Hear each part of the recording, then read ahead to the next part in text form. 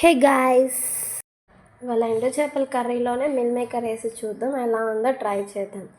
ఇక్కడ నేను కట్ చేసే నైఫ్ సరిగ్గా కట్ అవడం లేదని నైఫ్ చేంజ్ చేశాను.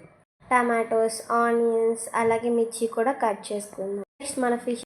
ఆఫ్టర్ దట్ మనం ఎండు చేపలకి మనం అవన్నీ తలకాయలన్నీ తీసేసి నీట్గా వాష్ చేసుకోవాలి. అలాగే ప్యాన్ పెట్టుకొని మనం ఫిషెస్ క్లీన్ చేసుకున్నవి వాష్ చేసుకునే ఆయిల్లో కొంచెం టర్మరిక్ పౌడర్ వేసుకొని ఫ్రై చేసుకుందాం. ఆఫ్టర్ దట్ మిగిలిన ఆయిల్లోని ఆనియన్స్ అలాగే ఫ్రై చేసుకుందాం. ఇవాళ ఈ కర్రీని టేస్ట్ చేయడానికి మా రిలేటివ్స్ ఎవరు వచ్చారో చెప్పిన చీమలే వచ్చాయి.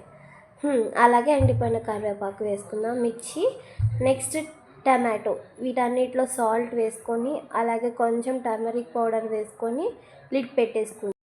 లిడ్ ఓపెన్ చేస్తే ఆయిల్ పైకి బుస్ బుస్ అని వస్తుంది. అలాగే ఇంకొక ప్యాన్లో సర్వ్ చేసుకున్న మిల్ మేకర్ని కొంచెం ఆయిల్ టర్మరిక్ పౌడర్లో ఫ్రై చేసుకొని మనం చేసుకున్న కర్రీలో గరం మసాలా, సాల్ట్ అవన్నీ